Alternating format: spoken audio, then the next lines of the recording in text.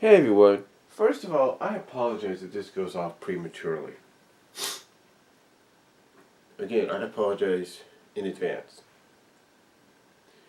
But I wanted to kind of talk about this. I've been thinking about talking about it a little bit. It seems as though I'm up right now. Basically, I got up a little while ago because I slept for about six hours, I guess, or something. I don't know.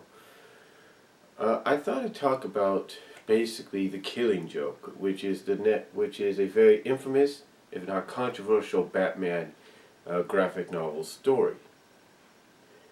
The reason being is because it's very dark. It, in a sense, tells the origin, I think, of the Joker, and it also goes and does things that we wouldn't expect. For example, we see Barbara Gordon getting shot and paralyzed, and thus going from being Batgirl to being the Oracle, or being Oracle, basically. So,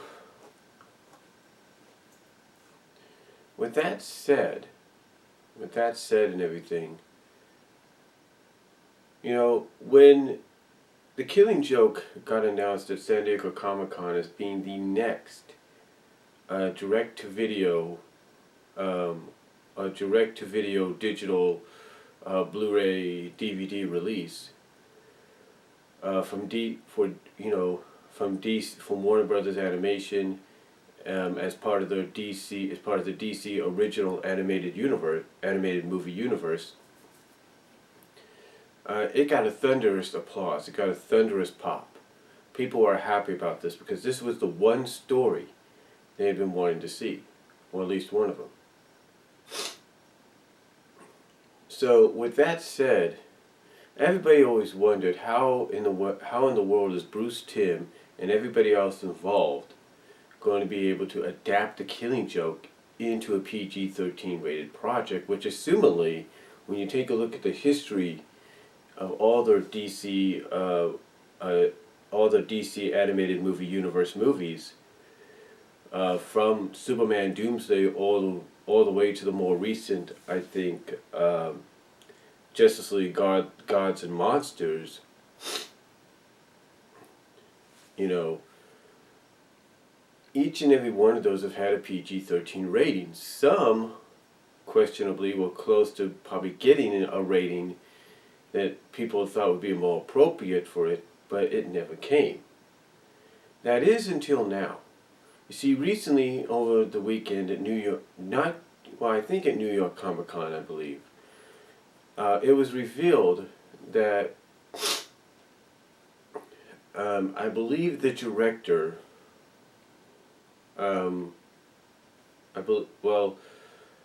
basically the people in charge, or one of the main people in charge of the movie, not Bruce Timm, but somebody else, was given the okay to create an R-rated adaptation of The Killing Joke. Yeah.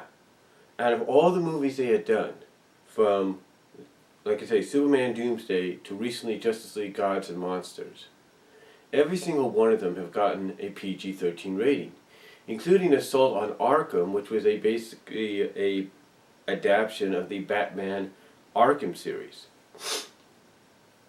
And more along the lines was more or less a Suicide Squad animated feature featuring co-starring Batman. Those two movies in recent years, if not the past year, were more along the lines of being the kind that would end up getting an R rating because of some of the material and suggestive dialogue, and even scenes they might show or may basically the suggestive dialogue that they may they'll have characters say, and scenes that in a sense would allude to something happening or had happened. So, with that said,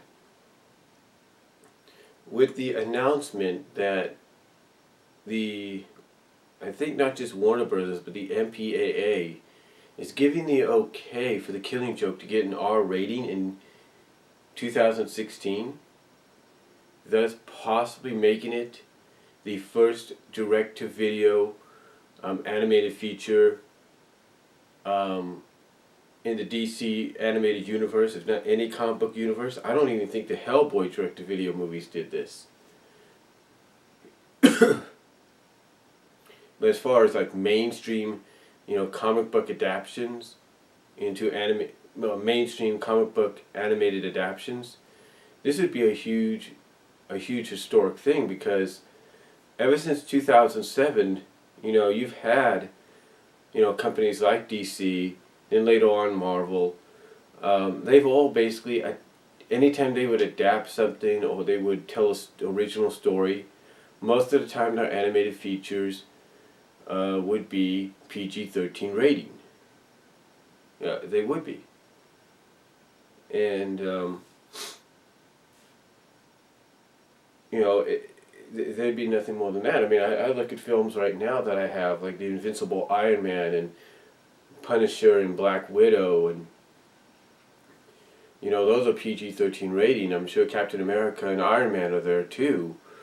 But the one that's not is, I think, Iron Man and Hulk, and I think that's PG. Even Planet Hulk, or even Hulk versus, is PG-13. So, but yeah, even Marvel's direct-to-video movies were PG-13 rating. Same as DC's, but this, from a mainstream standpoint, would be huge. Because not even some of the live-action movies, with the exception of some of the more lesser-known titles, which would be more part of the mature line, more mature line of books and stuff, with the exception of a few of those, a majority of their live-action movies have been PG-13.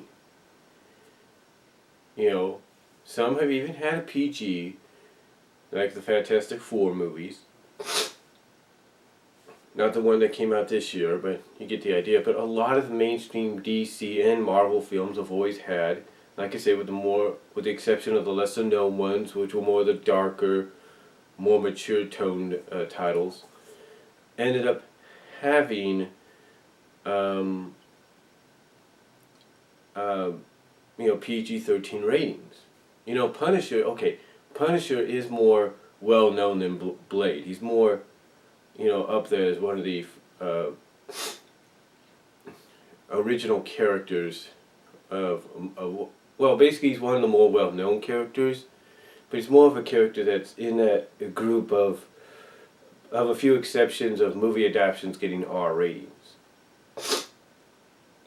Even Daredevil, in its original release, got a PG-13 rating, and then when it got released onto DVD, VHS, in 2004, the same year it came out, and then later on to Blu-ray and re-released onto DVD, it still kept its PG-13 theatrical showing, but it also finally gave us an extended cut of what would essentially have been an R-rated film. So, like I said, with the exception of some of the more mature, and sometimes even some of the more mature titles and with the exception of more of Marvel's and DC's more mature, if not lesser known characters and titles that will be adapted for R ratings, basically, like I said, trying to get back to the point here, this is going to be a first. This is going to be a huge first for director animated features. Well, from a mainstream comic book perception, because, like I said, ever since 2007, for almost a decade, it's mostly been PG-13. Never once was there ever consideration for R rating, except maybe in the recent few years. And that's mostly been on the DC side. But the question is, will The Killing Joke get that R rating?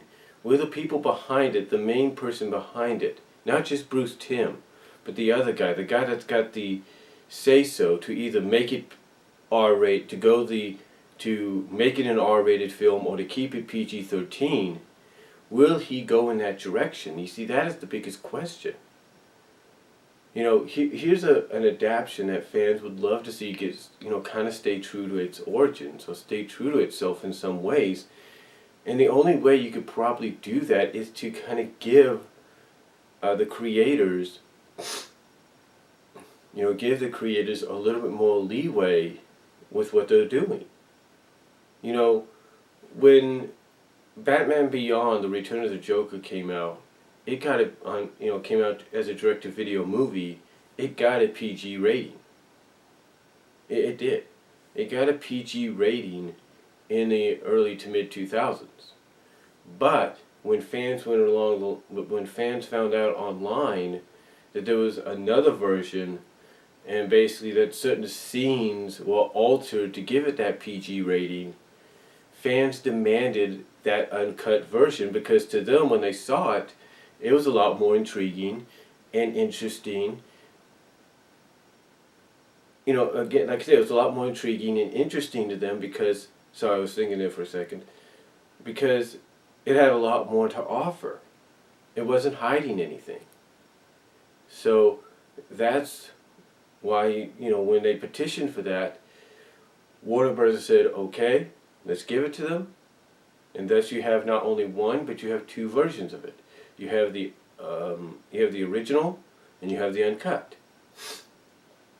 You have the PG, and you have a PG-13 rating.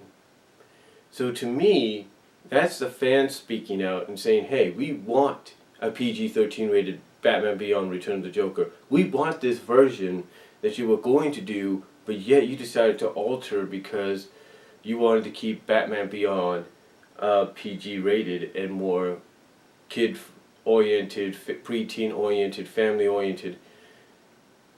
Did the people at the MPAA back then not see the intro for Batman Beyond? I think honestly PG-13 would have been more suitable right off the bat, but still, obviously, 11, 10 years later, obviously they've learned the lesson, because now they've basically said, hey, you guys want to do this? We're giving you the open form. It's up to you. You can choose, and we'll approve it. See, you can choose either PG-13, or you can do what you feel probably is the best suitable way of presenting this film, and that's doing an R-rated version. And again, if you really want to stay true to the adaptation of one of the most controversial, if not one of the most praised comic book graphic novels in mainstream media, not just Marvel and DC, but all together, then I definitely think an R-rated Batman the Killing Joke animated movie is the best way to go. It really is. And I'm all for it. I know people watching this is all for it. But the only question is, will the people behind the movie, will they pull the trigger? Will they have the guts enough to say, okay, let's do this, let's make it R-rated, let's make history, and let's see where this will lead? Because you know what, honestly, if they decide to go the R-rated route, it could probably open up possible doors. I mean, you got Justice League versus Teen Titans coming up afterwards. Maybe even another Batman film, maybe another Wonder Woman film, who knows? If they go through with the R rating, like I say, if they go through with the R rating, just checking something there, then to me it could open a lot of doors. Not just for them, but for everybody. It really could. Excuse me there. But, like I said, it really could open doors, because then people will be like, we could do direct-to-animated films, and we can make them as loosely adaptable or original as we can, depending on the franchise. I really think they could. I mean, look at Transformers, for example. They've got a new, as of right now, web-exclusive animated series coming out based on Combiner Wars, which is going to be more of a mature version of Transformers. Yeah, more of a mature version of what we have normally seen in animated form. So, basically what we've only read in the comic books of IDW and Marvel and Dreamwave throughout the years. So, to me, this could be huge.